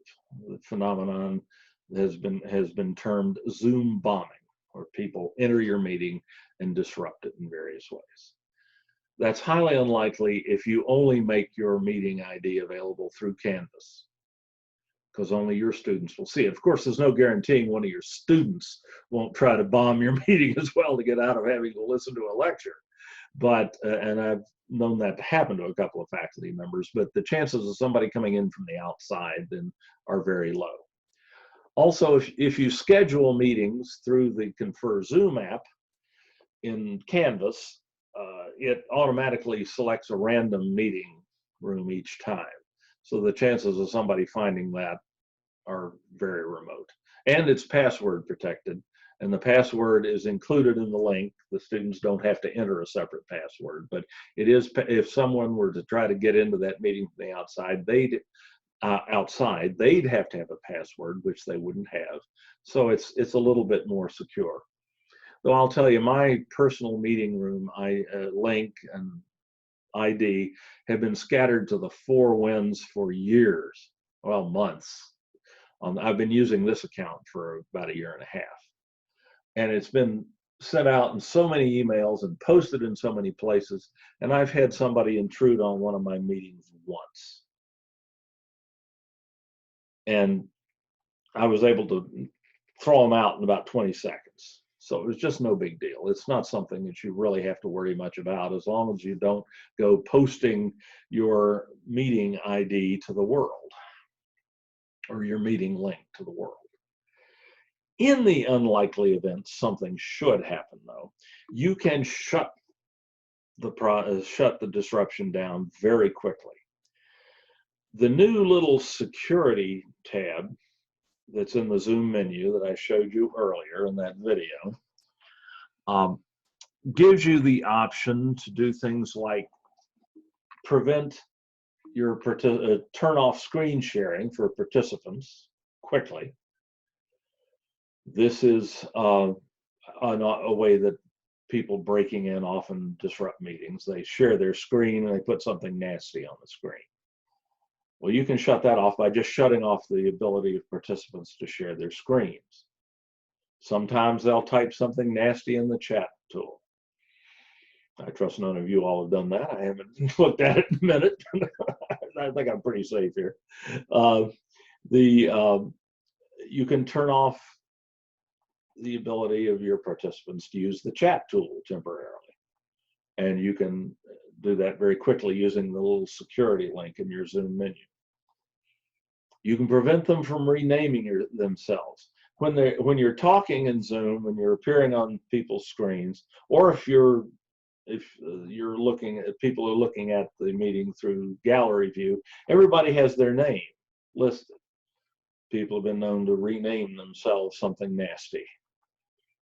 And you can prevent them from doing that through the security app. You can also enable the Zoom waiting room, which means that people don't actually drop directly into your meeting. They go into a waiting room area, vestibule, and then you have to allow them to come forward into the actual meeting. I can't stand that because with my meetings like this, I never know who's going to be there in advance. And people drop in and out of the meeting all the time. We're up to 15 participants now, but I think we were up to 17 at one point. And it's not necessarily the same 15 people who started the meeting. So you'd always be getting interrupted with the waiting room, having to let people in. So I just don't use it. You can also lock the meeting on this security tab, security menu button, which would prevent anybody new from entering the meeting. You can also remove participants. You can bring up your participants tool and you can see who's misbehaving by looking to see who's talking. And then you can throw them out of the meeting. And once you throw them out, they can't come back into this meeting at all because Zoom nails their IP address and won't let it back in. So those are all things that you can do. I know it would be a lot more useful if you actually saw how some of that worked. And in fact, you can. I'm just not going to show it to you right now, but I'm going to show you where to find my tutorial on that. As soon as I find my on-demand site, there it is, sdccdolvid.org. Just go to the search button and search for Zoom security. Press enter. And here's a whole session on enhancing Zoom meeting security. Or if you want to know in case the Zoom security fails and somebody gets in anyway, just type in Zoom bombing, which is the colloquial term for this disruptive activity. And there's a video on defusing a Zoom bomb that will show you what it looks like, what it might look like, and how to shut it off and get people out of your meeting as quickly as possible. So I recommend those two videos to you. Though the chances of this actually happening to you are quite remote. I've heard that we've been doing so many Zoom meetings at the district lately that I've heard of a few cases of people being broken in upon, but generally it was in situations where they publicly posted a Zoom meeting link. If you post your meeting links through Canvas messages or through links in Canvas, the chances of this happening are very, very remote. So I wouldn't worry about it too much. I certainly wouldn't let it make me reluctant at all to use Zoom because Zoom is just way too great a tool. All right, and of course, I'm always happy to answer questions about this, and we'll be taking questions in just a minute. I do want to show you just real quickly and make a point. The last thing here, just got a couple of minutes left. I want to show you how to access a meeting on your tablet or your smartphone. Zoom meetings work exceptionally well on mobile devices.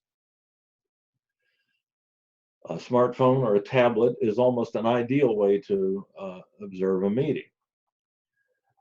And you can do it wherever you are, as long as you have some form of connectivity on your device. The cellular connection will generally work fine, or a Wi-Fi connection sitting outside McDonald's, buttoned up in your car or whatever. So it's something that your students are quite likely to be doing, because many of them don't have computers. They have smartphones or tablets. So how do you get into a meeting on Zoom or on a mobile device? To show you that, I want to bring up my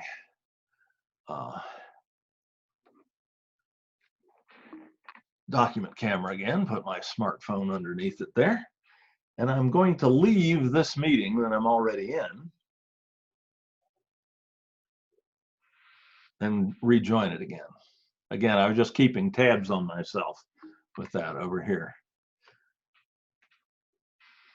To do this, you're going to have the Zoom app on your smartphone or tablet.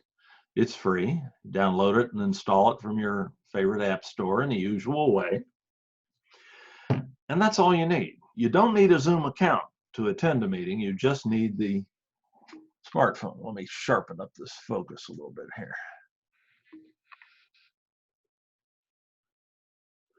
Okay, to join a meeting, if you've been emailed a link to a meeting, you can just bring up the email on your smartphone and tap on the link, and the smartphone will automatically start the Zoom app and drop you into the meeting without you having to enter anything.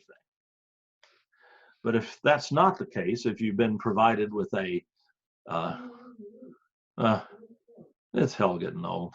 You have to, not only do I have to take pills at noon, but I have to have Alexa remind me.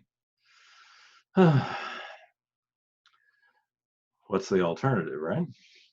All right, so if you've been given a meeting ID, you can just tap on the Zoom app, tap join a meeting, enter the meeting ID. Let's see if I have mine memorized. 39149959946. I think I got 2 6s in there. That's not good. Let's try that. Yeah, 5946. And then just hit the join button. If I'm doing this in the same room, I have to be real careful. I will go ahead and have my video on. I have to be careful about not having 2 microphones running at the same time. There, it muted itself, I think. Yeah, there's my mute button. Otherwise, I set up an audio feedback loop and things get very noisy very fast. But that's all there is to joining a meeting on a cell phone. And it works great. You're seeing what I'm sharing.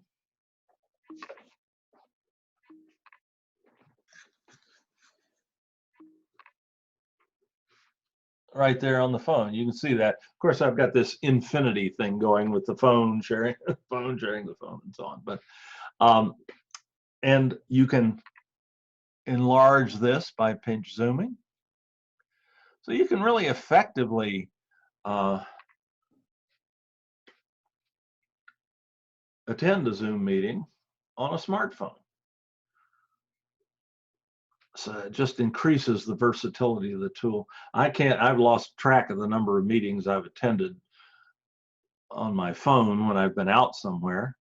Often enough, sitting in a moving car in the passenger seat while my wife was driving, attending a meeting, talking to people, heaven knows where, while rolling down the road at whatever the speed limit is, or maybe a little more.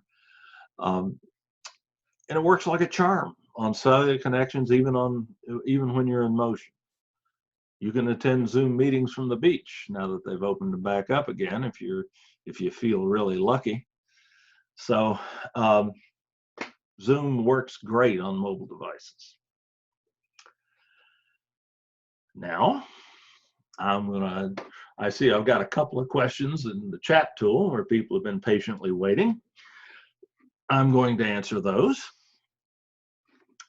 And then I'll take any other questions that you have, and I'll stay here and answer questions as long as you got them. Let's see.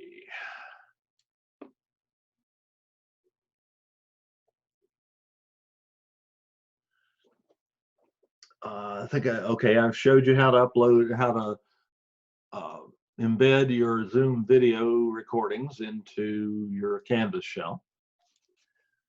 I didn't get that. I think I came in late, Dave. This is Carol Cook, and that was the question I had. How do I put my video into my Canvas from YouTube?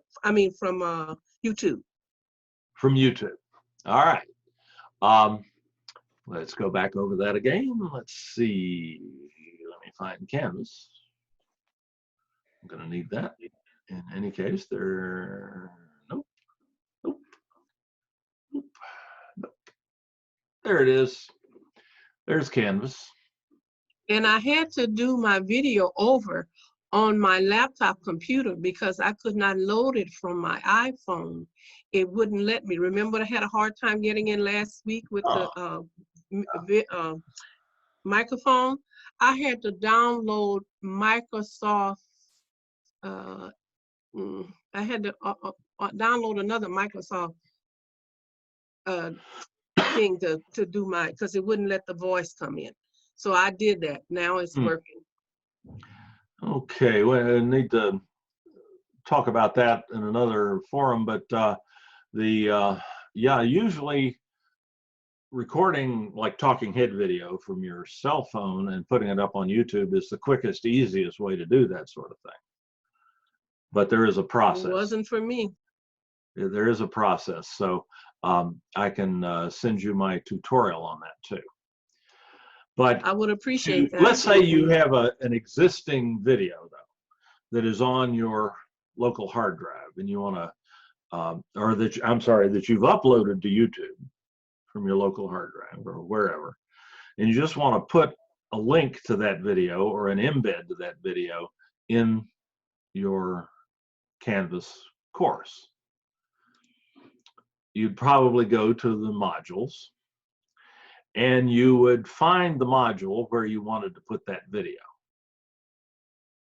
wherever was appropriate. Or you'd make a module to put the video in. You might just make a module that just had all your videos in it. We could do that. We could just make a video module. Just depends on your circumstance and your needs. And that video module somewhere down at the bottom here. Let me haul it up to the top so I can show it to you. I'll move the module to the top. Okay, so I have a module into which to put this video. I'll add to that module. The best way generally to put a YouTube video into a module in Canvas is to make a Canvas page for it. We'll make a new page since we're showing this from scratch. We have to give that page a name. I'll just say this is a YouTube video page, but you'd probably put the title of the subject matter of your video in there. And I'll make that page 2 since I have one of those already, so I'll make it page 2. I'll add that item to my module using the Add Item button down here. And there's that link. Oh, there it is. I put it up here. There's that link. But it's a link to an empty page right now. To actually put the video into it, I have to edit this Canvas page. And I'll embed the video, as the term is, into the Canvas page using the Insert Edit Media tool. And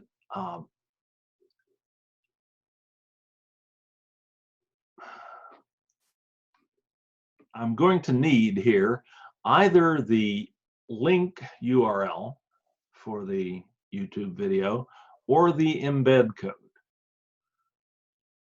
For a variety of reasons, I like to use the embed code. So to get that, I have to go back to YouTube and get it. Let's find that. Find YouTube. There's my YouTube page. Get rid of some of this previous stuff so we don't get too confusing. I'll go to the video on YouTube that I want to embed into Canvas. It's probably in my video list. If it's one of my videos, it's in my video list under the YouTube Studio. When I upload the video, I automatically get dropped into this page. If I'm just going into YouTube from scratch, if I've uploaded the video earlier, I'm logged into YouTube. We showed how to log in earlier. I would just click on my little avatar image up here, or the silhouette if it's not there, and I can show you how to upload that. I know that was a question too, how to get an avatar image here. That was my question. How do I get my photo? Right. Well, let's finish this one and we'll go back and do that. I click on my personal avatar here, or silhouette, and I select YouTube Studio, which is where my videos actually live, or that's where I can access my own videos. And I go to the videos list over here on the left, and I find the video that I want to embed into Canvas. This is that example one that I was uploading earlier, so I'll just pick that one. Click on the link to the video, click on the thumbnail for the video, and then go to the video page in YouTube by clicking where it says View on YouTube here. And I'll stop it from playing. Don't need it right now. And I'll go to the Share button below and to the right of the video. And you can embed any YouTube video into Canvas, whether it's yours or not. Mm-hmm. I just go to the Share button below and to the right of the video and select the embed link here. And I need this embed code for Canvas. So I copy it to my clipboard by clicking the copy button here. Mm-hmm. Now it's on my clipboard. So now I go back to Canvas. And I go to that, I go right where I was here. Let me mute that. And you may have to unmute yourself now. I just muted everybody. You click on this embed tab and you paste that embed embed code into this box and click OK. And there's your video. This is not in doing this, let me make clear that I did not upload the video to Canvas. The video is still on YouTube. This is just a fancy link to the video, but it's much more engaging than just some text that the student clicks on. It really makes it more likely they'll play the video. That's why I like to do it this way. It's prettier. So now I can just save and publish that page in Canvas and go back to my module where I put it. And the students now have a link to that video page in the module. It's published. I better publish the module as well. And if they click on that link, they see the embed for the video. They just click on the play button and the video starts to play. Using the Zoom control menus as a host. When you mouse over your screen, And that's how you put a video from, embed a video from YouTube into Canvas. That's the best way to get the video to your students. I do have a tutorial for that on the on-demand video site. If Thank you, just Dave. you bet. You bet. But in case you want to go through that again at some point, I will. I understand. You can just type embed video Canvas or any reasonable approximation of that. And there's that, what I just showed you is right there. Dave, I would like to ask about the background that you have, which covers up for a multitude of sins. Somebody passing behind you, Right. whatever. Well, You know what actually, I'm saying? somebody passing behind me is going to show up anyway, unless they're in front of my green screen or behind my green screen. But yes, absolutely. I saw some on there that were relatively boring, but I noticed that yours, well, of course, you're running it on a green screen, so that's why it looks so nice. But it would be nice to have at least that classy piece after suffering through learning all this in less than a month and a half. You want a little fun as That's well. right, exactly. We can certainly do that. Let me see here. Outstanding. Yeah, we're pretty much caught up there. So that's the next question. I figured this would come up, so I prepared a little video on how to do this. Thank you. I can play it for you. This is another one of those things I can't show you while I'm in Zoom real effectively. So I recorded myself in another tool in Snagit doing this earlier. So let me show that to you. Let me see if I can find it. Been a long time since breakfast. I didn't have my extra coffee. I think I can find it. It's here somewhere. It's on YouTube. There. Actually, it's on. I'm not sure I've loaded this one onto the on-demand site yet, so let me pull it up in YouTube directly. Using virtual backgrounds in Zoom. There it is. And I'll, of course, answer any questions about the explanation in a minute. So let me go ahead and play that for you. Thank you. My pleasure. Using virtual backgrounds in your Zoom meetings.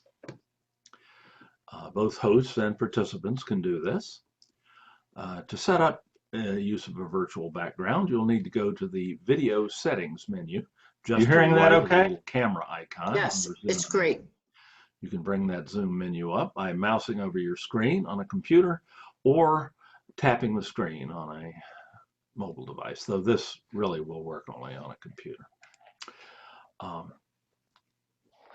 The video settings menu just to the right of the camera icon will allow you to choose a virtual background, assuming you have this option set in your Zoom meeting settings. And here we are in the virtual background settings page. You can use both still images and short video loops as a background in Zoom. You do, however, have to have a reasonably featureless background behind you. A light colored wall of a single color is ideal. Right now, what I am sitting in front of course, is the ideal, which is a well-lit green screen. But you can make this work if the background behind you is not too busy or doesn't have a lot of bright colors in it. You can also buy green drapes for relatively little money that you can hang behind you. Amazon has quite a few of them. Yeah, it really helps to have a green screen. And you can just hang a piece of green cloth over a door or a coat rack behind you or something like that. Just try to get it reasonably smooth. And you can go to Amazon. Let's see, surely, yeah, I got Amazon there. Oh boy, what will you do without Amazon right now? What you want to search for on Amazon is Chromakey.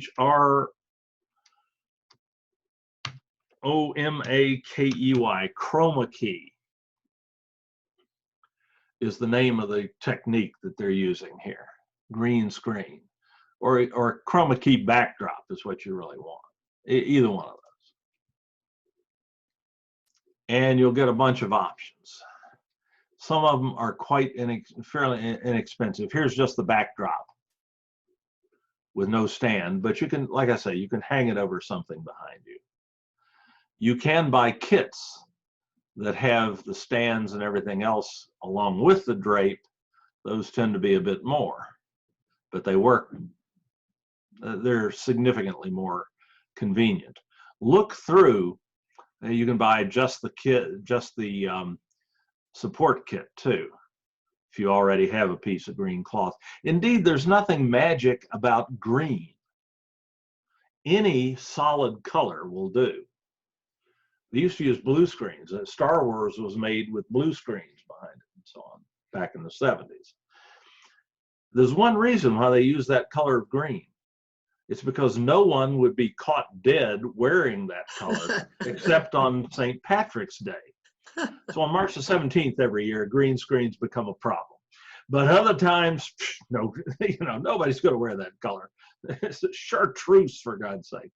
So, but any solid color works pretty good. Just a fairly featureless light beige wall works just about as well as a green screen. Because what happens here is that the Zoom is removing a solid color. Whatever solid color it sees behind you, it removes from the image and then puts these photographs or videos in place of that. Replacing a color is another way to describe Chromakey. So a green drape, though, behind you does help. So if you really want to get in it, you can even, if you really want to get serious, you can paint your wall with Chromakey green paint. Oh, gosh. I always wanted to do that, but I never got that one past my wife or my boss. It's not happening here. Yeah, I hear you. So the green drapes, you can just tack it up on the wall behind you using thumbtacks. I've used that dodge. So a green screen really does help. All right, let's continue here. So to choose a pre-supplied background image, you just select one you like. And there we are. There's the Golden Gate Bridge behind us. You can also add your own photos. Well, that's what I was thinking of. Smartphone are generally ideal. Here you go. Just click this little plus sign here and select Add Image and go to your pictures on your local hard drive and find a picture that you like. I picked the wrong picture the first time. I need to edit this. Click Open. And some pictures work better than others. This one didn't translate very well, so we'll resolution of the picture wasn't high enough. But most any other pictures that you have on your in your image files are likely to work. Again, anything taken with your smartphone is generally quite effective. Well, let's just So I upload it from my smartphone to my computer and then do it through. Okay. So it's quite easy to add pictures to this. You can also find free background videos. Get this out of the way for the moment.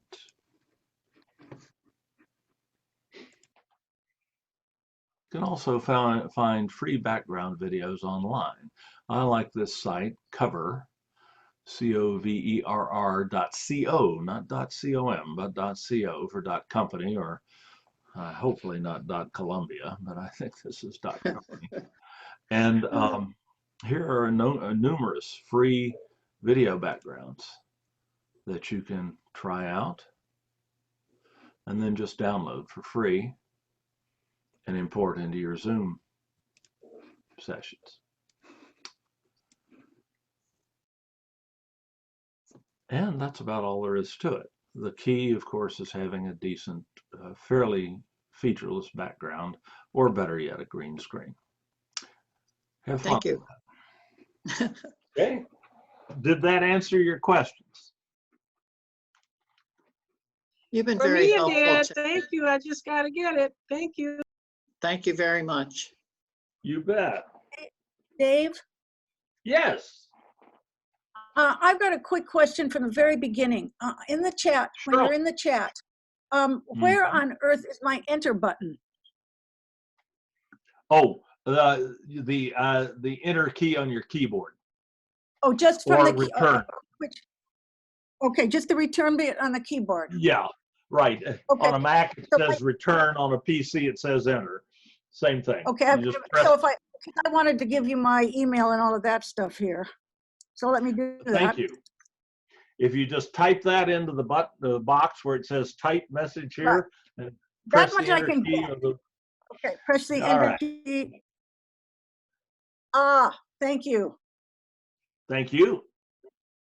So now you've got it. All right. I do. Thanks so much, Jen. Well, thank you. I'm a computer phobic. I really am, and I'm going to have to absolutely master this. I teach math, and I'm going to have to master this. But I will probably go back and view a lot of your videos again. You really want that document camera if you teach math. Yes, as soon as I saw that, I thought that too. That's what I need. Yes, because I was wondering how you do that on your computer. If you how do you do that? Now I know. Because math is Well, not that's the easy to easiest do. way and the most effective way I know. And I've looked at a lot of options over the years. Well, that's very And good it's to know. not terribly because I will- expensive. No, I will get one. I took Ella's information about the one she bought, and I'll see if I can find that. Good. Thanks so much, Ellen, for sharing that. But thank you very much, and I will be seeing you again on other videos, I'm sure. Well, I'll be looking forward to it. And remember, you're always welcome to email me with a question too. Let me put my email in thank you. again. Those who might Dave, not have so heard. I Yes. had the question of how to input my photo in the video where my little, Right. So that Yeah. it appears with your video embed. right. And it, Now, on my that's a YouTube. really nice thing to have. Okay. To do that in YouTube, you click on the, right now you've just got the little silhouette there in YouTube. You click on that silhouette and you select manage your Google account, because this happens at your Google account, not at YouTube. This is Okay. overall. Mhm. What you're probably, when you do that, you'll see a probably just a little silhouette right here. Mhm. Okay, you can click on that silhouette Mhm. and Google will give you the option to upload a photo. It's not real obvious that that will work, but that's what you click on the silhouette and you get the option to upload a photo. You can then Okay. select a photo from your computer. Okay. And if I want something a little bit more recent, not to mention the fact, if you look at that avatar I've got on there real closely, that's a Macintosh computer. I've never owned a Macintosh computer. That was one we had in the lab that somebody loaned to us, and somehow that ended up as my YouTube user profile video or picture. So I need to replace that anyway. I could use And now let me go to my pictures here. I'll upload a picture from my smartphone to my computer, email it to myself probably, and I'll just find a picture. I could use, let's see if I can find it. I could use what I used to use, which is a picture I took about 20 years ago, but probably I'm better off going with the current. I just select the picture I want to use, click open. It uploads to Google. And then I get to crop it. I have to crop it because Google will only allow it to be so big. I can make this a little bigger, and I can move the crop square around so that I get the piece of the video I want, or the image I want. That's probably fine. And then I can set that as my profile photo with this button down here. Wait a second for that to update. And now I've got my picture up there, and I've got an actual fairly recent picture. And there's no Macintosh computer in it. Did that answer your question?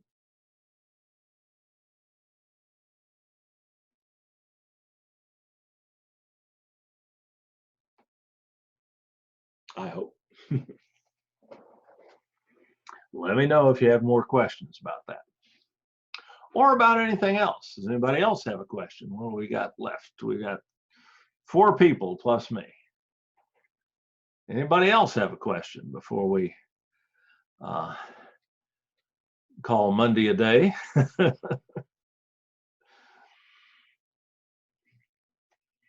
I'm more than happy to answer questions. If the next thing I have to do today is go pick up my tax returns and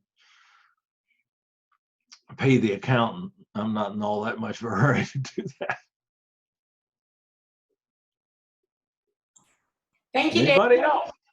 You're certainly welcome. See you tomorrow for that new class. I'm looking forward to it. Oh, good. Yeah, we're going to take a look at the training course and how to Right, get started in that, how to proceed. So, yeah. Well, I'll certainly see you then. All right. Thanks. You bet. Take care. Have a good afternoon. You too. Anybody else?